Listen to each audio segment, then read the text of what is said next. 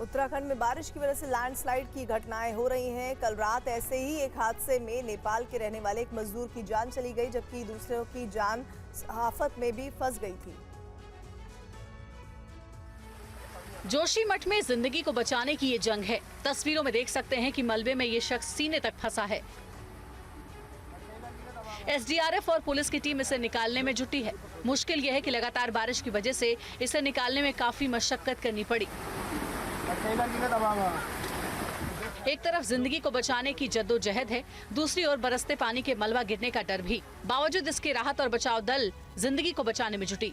बताया जाता है कि जोशीमठ के मारवाड़ी पुल के पास पुरानी सड़क में एक खोखे के पास कल रात करीब 1:30 बजे पहाड़ी से भारी मलबा और बोल्डर आ गिरे। इस हादसे में नेपाली मूल के 8 लोग फंस गए, लेकिन वक्त रहते 6 लोगों ने भागकर अपनी जान बचाई, लेकिन 2 लोगों को भागने का मौका नहीं मिला। हादसे में एक शख्स की मौत हो गई, जिसका शव निकाला गया। मृतक की पहचान 35 साल के एम बहादुर के रूप में की गई है, जो नेपाल के सुरखेत का रहने वाला बताया जाता है। वहीं दूसरे शख्स को बड़ी मुश्किल से बाहर निकाला गया। इधर भारी मात्रा में जमा मलबे को हटाने के लिए रात भर जेसीबी की मशीनें और अधिकारियों की टीम लगी रही। हादसे के बाद काफी देर तक यातायात भी जाम रहा। आगे बढ़ते हैं, खबर अफगानिस्तान से है। अफगानिस्तान में प्रकृति के प्रकोप की वजह से नांगरहार प्रांत में 35 लोगों की मौत हो गई, जबकि 200 से ज्यादा लोग घायल हो गए।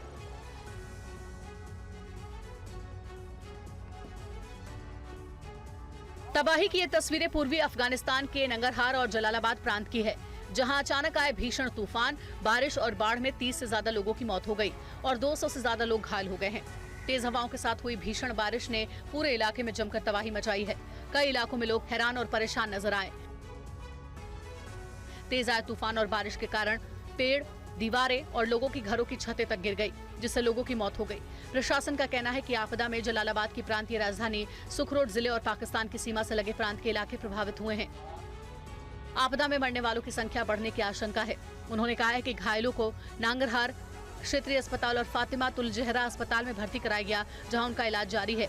वहीं शवों को पोस्टमार्टम के लिए मोर्चरी में रखा गया है। अफगानिस्तान में ये त्रासदी मई में अचानक आई बाढ़ के बाद हुई है।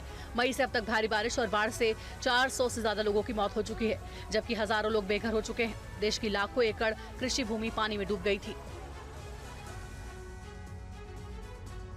और अब आपको किर्गिस्तान की तस्वीरें दिखाने जा रहे हैं, जहां सैलाब ने कई इलाकों को अपनी चपेट में ले लिया है।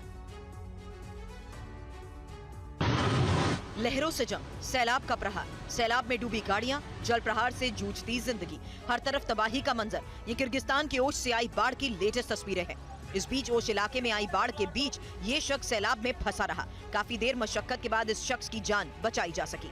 किर्गिस्तान के इस इलाके में बाढ़ ने तबाही मचाई हुई है। घर मकान सब पानी में डूब चुके हैं। पूरा इलाका सैलाब की मार से कर्राह रहा है। बिजली सप्लाई ठप है।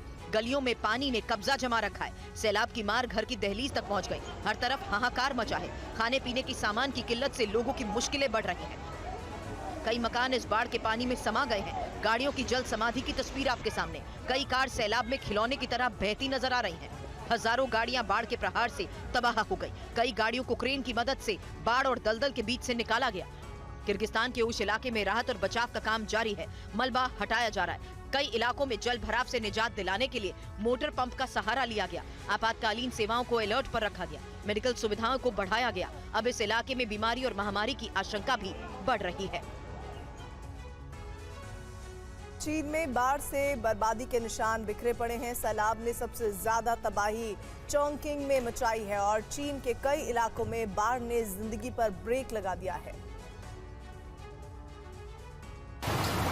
हर तरफ पानी ही पानी, बारिश की मार, बाढ़ का प्रहार, सैलाब का कब्जा। तस्वीरें चीन की हैं। चीन के कई प्रांत में बाढ़ बारिश ने भीषण तबाही मचा रखी है। चीन के ज्यादातर इलाके बाढ़ की चपेट में हैं। टीवी स्क्रीन पर सैलाब की जो तस्वीर इस वक्त आपके सामने, वो चीन के चोंगकिंग इलाके की है। बाढ़ से ये इलाका कर्राह रहा है। बाढ़ के तूफानी प्रहार में सड़क पर खड़ी गाड़ियां भी बहने लगी हैं। सैलाब की ऐसी मार से तो बड़ी बड़ी गाड़ियां भी इस जल बवंडर में डूब जाएं। छोटी छोटी गाड़ियां तो इस जल प्रहार में खिलौने की तरह तैरती नजर आ रही हैं। मानो हाहाकार करता हुआ, हुंकार भरता हुआ ये पानी सामने आने वाली इन गाड़ियों को अपने ठोकरों से उड़ा ले जाए। मानो ये भीषण जल प्रवाह इन गाड़ियों से कोई खेल खेल रहा हो। सब कुछ डुबो देने पर आमादा इस बाढ़ ने चीन के कई शहरों में इस तरह हजारों गाड़ियों की जल समाधि बना दी है। कल्पना कर सकते हैं पानी की तेज धार में डूब जाने वाली इन गाड़ियों का क्या हश्र हुआ होगा। कई गाड़ियों का कचुम्बर बन गया, पूरी तरह तबाह हो गई।